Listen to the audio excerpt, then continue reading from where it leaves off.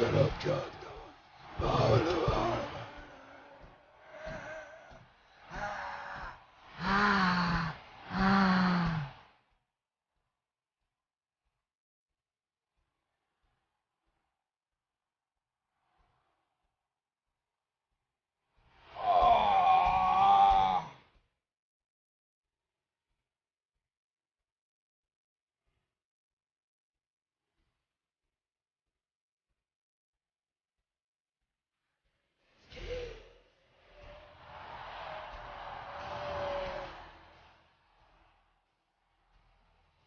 Ski, baby.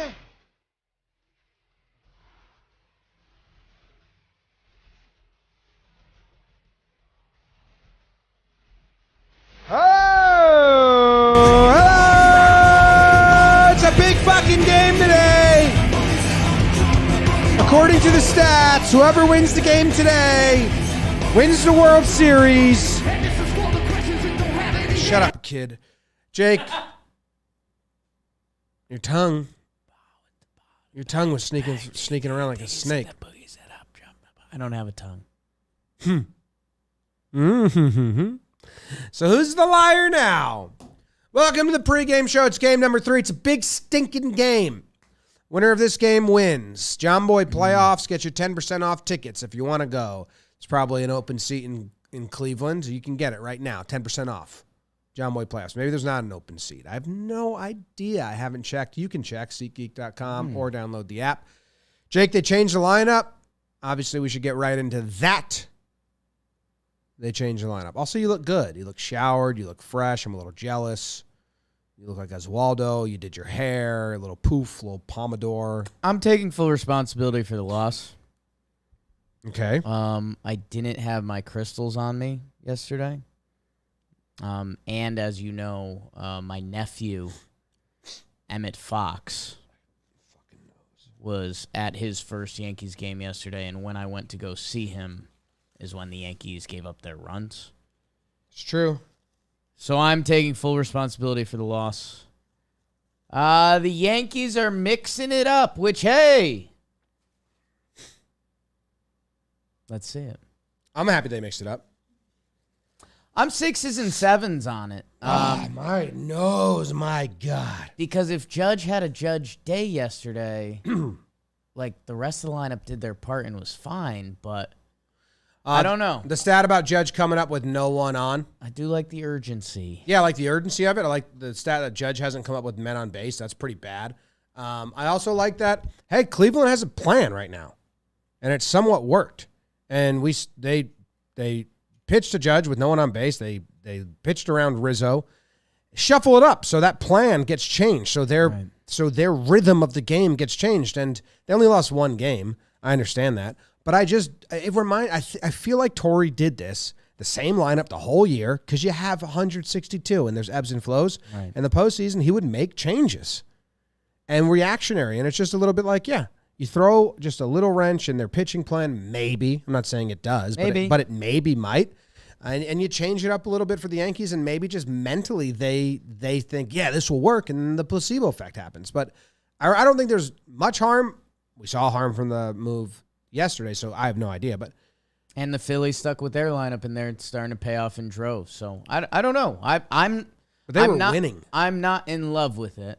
I mean, it's 2 games. It's 2 games in the playoffs. I think they were in the same situation, right? 1-1. Yeah, I like IKF going behind Donaldson. Yep. I like that as Have well. we read the lineup? Gleyber Torres is. I wonder how many people listen to this and literally hear the lineup for the first time.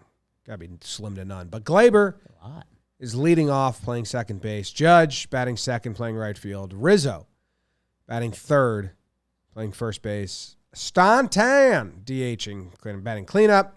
Donaldson behind Stanton, batting fifth. IKF slides up to the 6th hole, playing short, which is the 6th hole. Bader, he's all 6s and 6s. Ha, ha, ha, ha. Bader slides up to 7. Higashioka gets a start over Trevino, and Cabrera is in left field, batting 9th. Severino on the bump. Yeah, I mean, we have our first back-to-back in the playoffs. I don't know if that fully ties into Higgy getting the start again. Higgy was coming into the playoffs pretty hot. So maybe there can even be something down there. Or if Trevi comes in later in the game, is he more of a threat? I don't know. The catchers are the catchers. I think he put good wood on that ball. He sure did. Could be talking about him as a hero right now. And then would there have been changes? I don't know. Baseball Susan Oswaldo goes down to 9, kind of like that for him. Reset the Venezuelan flip. Cabrera to Glaber at the bottom of the lineup. I'm into that. So yeah, man. And at the same time, I think it's kind of as simple as if Sevy, I think the Yankees are poised really good to win this game. And that's where I was talking to myself on the subway. If Sevy, and Judge today, it's tough for me picturing the Yankees losing this game. Yeah, but Judge hasn't been Judge. So. I know. I wouldn't say I'm calling him out like this isn't talk radio, but Judge is massively important to what this team does, and I think sometimes it's simple as that for your simple ass. Somebody. Get Cuddy. Yeah. Well, is that your what to watch for then, Sevy and Judge? I haven't given my what to watch for yet. Have you? No. What is yours? My what to watch for in this game will be Matt Carpenter again. Oh, really? Yeah, he said today in his presser that he's able to play the outfield. It's the Yankees' willingness to do that. Bader, I know he hit the home run. His at-bats outside of that have been not bueno. I wonder where they're going to drop him today, because I think you've got a lot of candidates now after we're a couple games into the series. I mean, even Oswaldo, if he has a couple bad at-bats, would you rather him or the Carpenter button? I mean, that's where the playoff juices really start to kick in. I want Oswaldo would stay in there. Well, you put Hicks in defensively if you hit Carpenter. So today you're thinking an early pinch hit and then stay in the game for Carpenter? I want to see where Carpenter is, especially now that we've seen they're not willing to use Aaron Hicks as a pinch hit option, comparing him to Tilo. I wonder if they'll try to be maybe even more strategic with it or later in the game. I don't know. I want to see how they use Matt Carpenter. So you're watching how they use Matt Carpenter? What's your what to watch for? Glaber leading off in front of Judge, I think, will be pretty important. It's a new position. When we were texting, I said to you and Joe's that I would put Glaber lead off, because if you put Rizzo, the lefty thing, it's all righties 2 through 6 or whatever it is. So Glaber there is pretty important. And then it's Rizzo and Stanton. I mean, obviously Judge needs to go, but say Judge isn't, and he's in a slide, right? You have to win games with him in a slide if you want to move on and keep going. So then who does it fall on? Well, Rizzo and Stanton. Those are your two boppers. Home runs win you games in the postseason. All the stats that have ever been accumulated will let you know that. And if you out-homer the team, you win like 80% of the time. So going to need those two guys to go if it's not Judge. They're kind of going. Yeah, I mean, a homer apiece. Homer apiece. Rizzo got a hit yesterday. Yeah, going to need them to keep going then. I mean, that's where the Yankees win the game. In the bottom of the lineup, they score runs when Judge, Rizzo, Stanton, homer. That's how this team will win games in the postseason. Glaber got on. IKF got on. Donaldson got on. No one drove him in. So those guys got to drive runs in. I hope it's Judge. If not, it's those two. So, if Judge, Rizzo, Stanton have 0 RBIs, it's tough to win the game. Need you, big fella. Come on, Judgy. Yeah. I guess I'm interested in Higgy to see how big of a move that is or not that big of a move.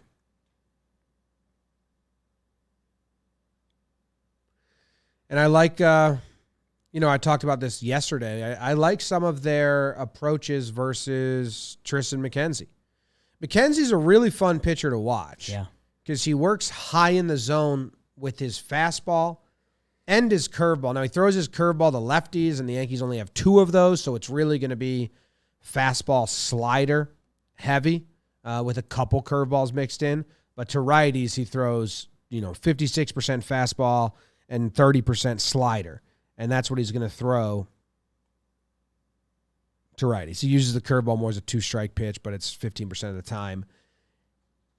The high fastball, the same thing I said about Stanton, or the Yankees and Stanton did hit not high, but an outside fastball out. I believe that's up Glaber's alley, and I know that he's shut down. I want to find it. I know he shut down the Yankees in his start against them, but I believe they had some hard-hit balls. And I think Glaber had a couple of them. I'm trying to remember it. It's a long time ago. But I do like some of their swing paths against Tristan's fastball. Pitches up in the zone more than almost any other pitcher in baseball. It's very unique to watch. So, yeah, we'll see if the Yankees are getting on top of that pitch. And, hey, umpire zone today is an important one when you have a pitcher that pitches kind of uniquely like that. So, couple things like that you want to keep a track on early and throughout the game. Sevy on the other side. Sevy's come back. He's been great. 16 innings pitched. He's only given up 3 earned runs. That's a 1.69 ERA. Very nice. And man, Bulldog Sevy, you know, when he first pitched this year, all of us kind of had that gut like, ooh, yeah, that's right. When Sevy's out there yelling and there's kind of a different emotion from him. Can he be the bad guy on the road? Can he throw up enough zeros? Because outside of that, you know, Tristan McKenzie, I guess we assume some people know, had an incredible year. ERA in the 2s. You know, really good young pitcher, unique, and man. Trevino actually hit the ball hard against him, too, in that game back in July 3rd. Glaber hit 2 balls hard. Nothing to show for it. He had one was a 2-0 pitch, exit velocity 106.5. That's pretty hard. It's hard. And it was a fastball in, but just right at Kwan, who's playing right field. And the other one was an 0-1 fastball that Glaber hit really hard to third base. That it was kind of right at the guy again, but he hit it 98 miles per hour. And then Rizzo, he hit one 105 miles per hour.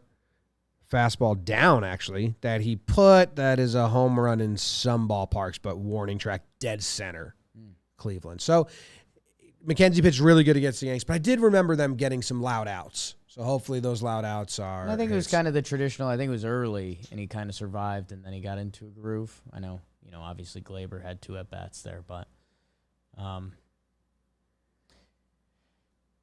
yeah, I don't know. I've hit a solemn, is that the right word? Solemn? Just place with this game. I mean, you know, a lot of the Yankees internet was running hot. They lost. It was an ugly game for the final 9 innings or so. You know, the Yankees to sweep this series would have been, I don't know. That doesn't happen a lot. Guardians won a game, how they win a game. We've got Severino and Cole lined up the next 2 days. Go out and be the Yankees. Take care of your work. I need Sevy to be Sevy and Judge to be Judge. Fuck, dude. Tristan McKenzie had a pretty easy go this last game. 1 inning where they got base runners by their doing. Another inning, he hit a guy. Other than that, he faced the minimum for 7 innings. Besides 1 hit and a walk and a hit by pitch. Yes, 1 hit, 1 walk, 1 hit by pitch. Not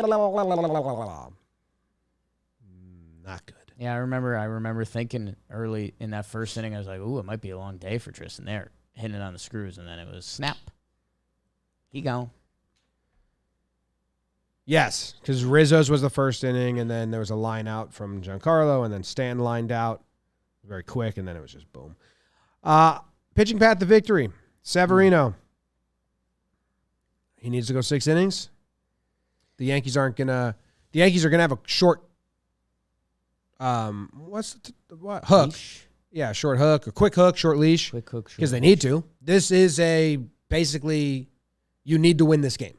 You can't save anything. You need to win this game. You can't go down 2-1. Yeah, and even if that mindset were to creep in, it's either way. It's Cole tomorrow, who you need to expect him to be great. So, yeah, it's Sevy. I do think they want 6, and I think he can also provide that. I mean, his whole season now has been building up. His whole last 3 years have been building up to this, like a stretched out, healthy playoff start. On the road against the Cleveland team, where their strength is not hitting. They can be pesky, but they can also not. I need Sevy to attack the zone. That's when Nestor kind of got in trouble yesterday. And they are putting guys in their lineup.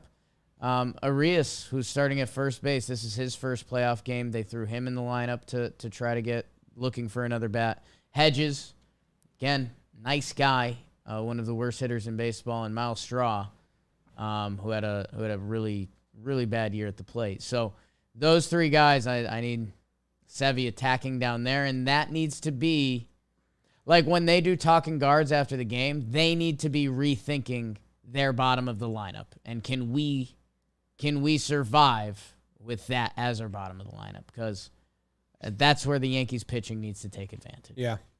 And with Severino's changeup that he's been featuring, he's pretty much the same against righties and lefties this year. And they have a balanced lineup, which that's nice. That changeup has been a really good pitch for him this season when he has been out there.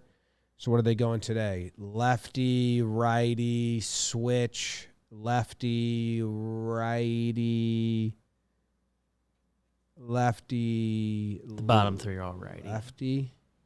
Is Brennan in? No. Arias is in? Yep. He's a righty. Okay. But he's been good. So, but you got to attack. You got to go throw strikes at those guys. Jose Ramirez, 5 for 16 with 3 home runs. Against Sevy? Ooh, So damn. again, Jose Ramirez, the guy you first see on that Guardians lineup. Not today, man. That's bummer. Are those recent or are those old? I'm not sure. Oof. Now, they've seen each other in the postseason before, right? I would think so. Did he get Cleveland? Didn't pitch 2020 playoffs, did he? 2017? Postseason, Sevy, 7 innings pitched, 3 earned runs at home versus Cleveland. Yeah, he got, with the postseason, so the 5 for 16 number, that's what you read out? It's regular season. That's with the postseason. Regular season is 5 for 13. So in 2017, 3 at-bats, 1 strikeout, no hits. The last time they faced each other was 2018. So it's been a bit. So maybe that change up puts a wrinkle in things. After Severino. Jay Bruce homer off David Robertson in that game. So watch out for that tonight. Yes. In 2 of Ramirez's homers against him are in the same game. Just had him that day. So Sevy's fine. Yeah, no problem. Won't do that again. It was really windy. Bullpen after Sevy? I mean, it's the 3 guys, hopefully. Can I ask you a question? It's 4. Well, for the Yankees, it's 4, hopefully. Yeah. I hate that I don't know the answer to this. Okay. Say Sevy goes 7 innings strong. I know that's a big ask. I'm just trying to build a hypothetical for it. Right. And they're up 3-0. Yankees are up 3-0. Sevy went 7 innings. You need the 8th and the 9th. Who's pitching the 8th and 9th? Is Clay getting the 9th? Serious question, because, you want to scream no. If you have 2 innings to go, it's Trevino, Wandy, Loaizaga, some version. But I really don't know the way that they've used him the last 2 games. Is he, in their head, the last one of the 3 to get used, or is he saved for the 9th inning Clay Holmes? If Sevy gives you 7 innings, in my head, depending the lanes, if they're at the bottom of their lineup in the lefty lane, I think they have the righties down there today. If you have Quan, I don't know, Wandy, the 2 names that came to my head, and I think the lanes matter a little bit, are Wandy and Johnny.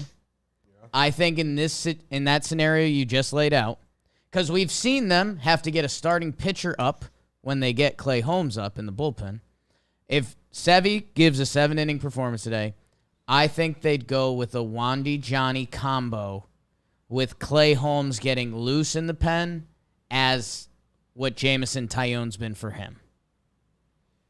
You think that Clay's in before Trevino? I think you got to try to save somebody, and I think they think of Clay Holmes as their hopeful closer. That's so crazy to me, man. They at least said in that game one when Holmes got in that he was on some sort of pitch count, whatever. That was the first time he had pitched since the injury.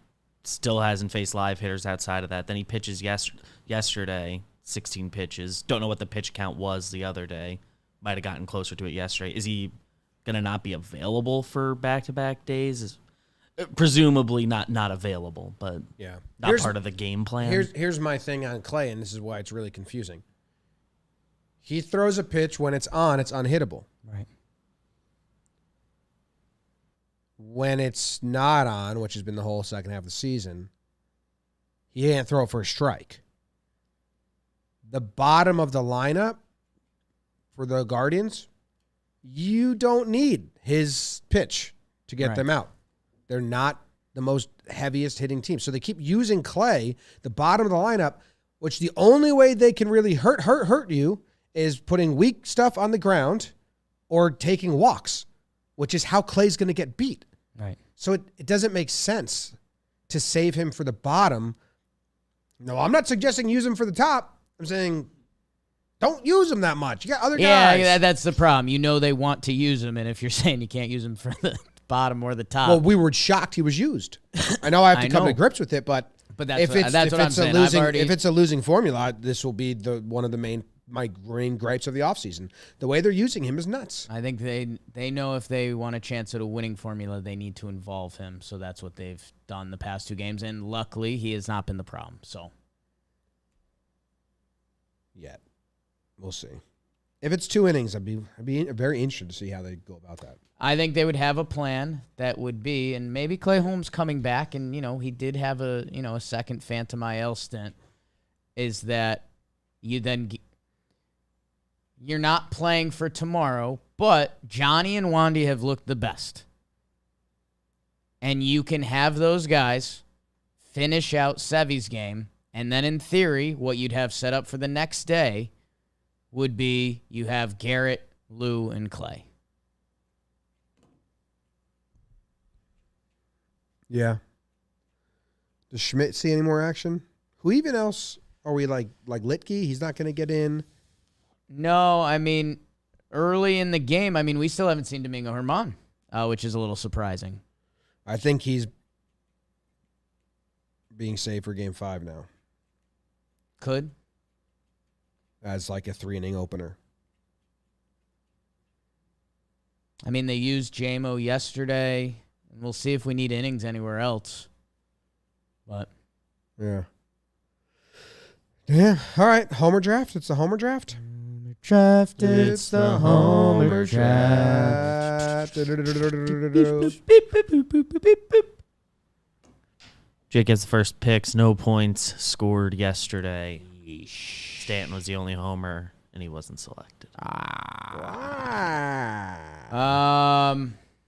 Homer draft. It's the Homer draft. Did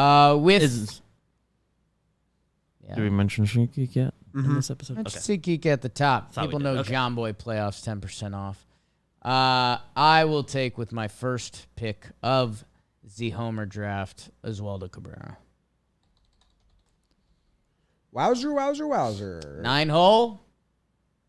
Your pants are made of trousers. Who did we take yesterday, Beebs? We took Judge and Donaldson yesterday. Rizzo and Trevino game 1. Great. I like my picks today. I'm taking Stanton and Glaber. Okay. Stanton and Glaber, huh? So who have you guys taken? Rizzo, Trevino, Donaldson, Judge, Stanton, Glaber. Well, I'll take Higgy then. How about it? Duh. Bottom 2 in the lineup. Take Carpenter. Iggy Pop. I'm saving him for the start tomorrow. Oh. HBO intro music.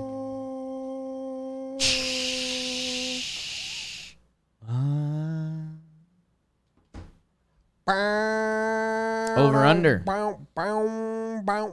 What is it? 6.5 again. I think I saw it on the gambling websites. I think it's 6.5. The gambling websites. It's 6.5 All of them. again. DraftKings. I only look at DraftKings. Comes in a jar. Code John Boy. Yassine asked what we think of the lineup. Gonna have to rewind. Top of the show.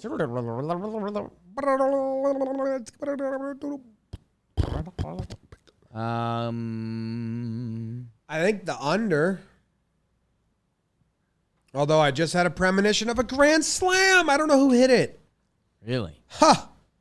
Shit. Wow. I have no idea who hit it. But it's a dagger. And hurts. The Yankees hit it? I have no idea. There's a grand slam in this game. Yes, that's what I just saw. And somebody is hurt by it. The fan base is like demoralized by it. That makes sense. No idea which team. No idea. Dude, it just popped into my head. That's nuts. I just Picture, see the ball stadium going being over the wall. loud, quiet. No, I got nothing There's else. nothing That's all I else. saw. That's all I saw, dude. So you see the ball. Going over the wall. Which high right field. So okay, so it's to right field. So that's good to know. Nope, it was dead center. I It's lied. Dead center. It was dead center. There's Yeah. a dead center grand slam in this game. It doesn't land in an area with fans. Okay. So over, under. Fuck. I'm taking the under. But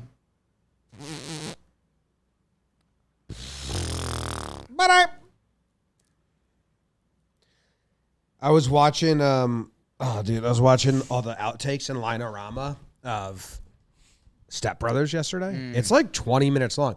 I almost recorded my phone and sent you some because I thought you would have liked them, but that was like, it was like 3 a.m. and I was just like Some of them are pretty good. melting into my bed, Guys my are hotel funny. room. And when the brother, what's his name, from Parks and Rec, Derek, yeah, and he's in the office, and then the Marine actor, I'm blanking on everyone's name, Rob Riggle.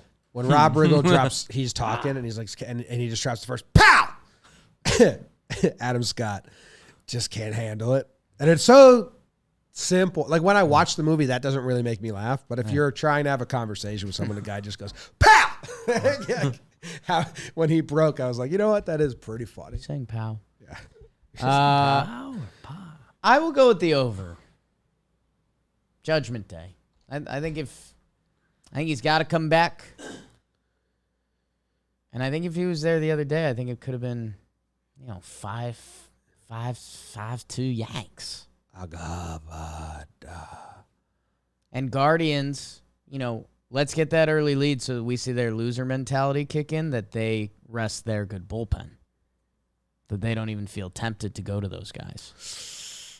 Oh, that would be a bummer, huh? For one of the teams to be down so early. Yeah, I mean that's honestly probably the biggest what to watch for in this game is that one team punting. If the grand slam comes in the second inning. if you see a 3, 4, or 5, the Guardians will try to get through a game with De Los Santos, Morgan, and Henches. The New York Yankees, I think you probably see Clark Schmidt or Domingo Germán or not Miguel Castro. Did you say? We're going to be at a bar. We'll be live on YouTube. Yes. At a bar with a crowd. Hopefully. It's fun. I had to tell Tech Dan, our tech guys and team, I said, hey, listen,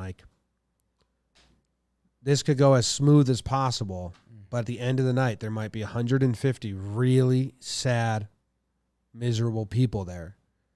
It's got no reflection on, the event. He's like, I've learned.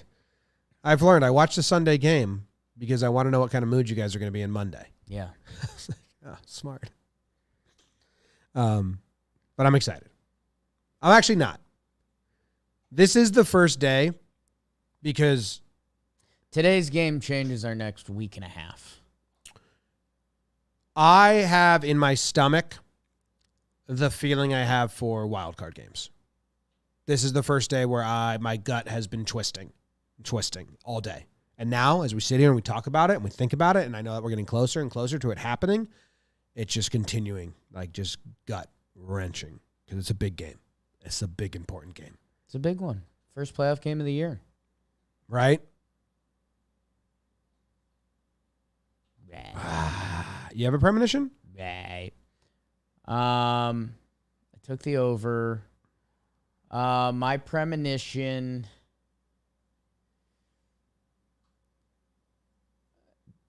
There's a diving play in the outfield. Ball goes off the glove, and that's like and I think it's the Guardians' way. I think it's Oscar Gonzalez.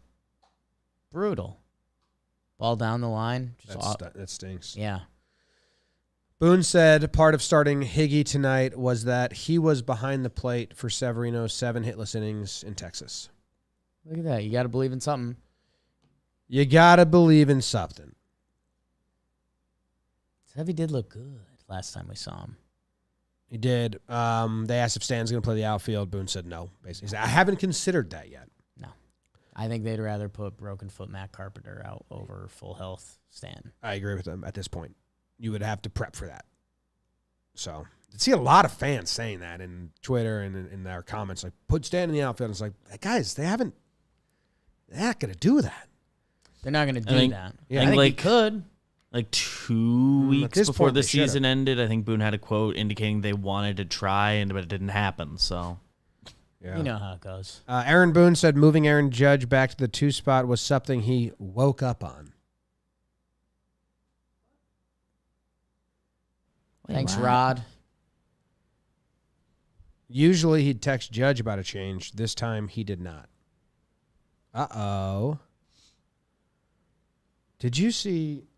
You got to watch the 20-second video Brian Hoke posted of Cole's presser. I'll play it on our way out. I mean... Little outro. Cole might have just woken up from a 17-hour nap, and this was the first question they asked of him. I thought we were solid in general, kind of in all aspects, and so looking to find little ways to improve and stay right there. It's nothing. I mean, I don't blame him.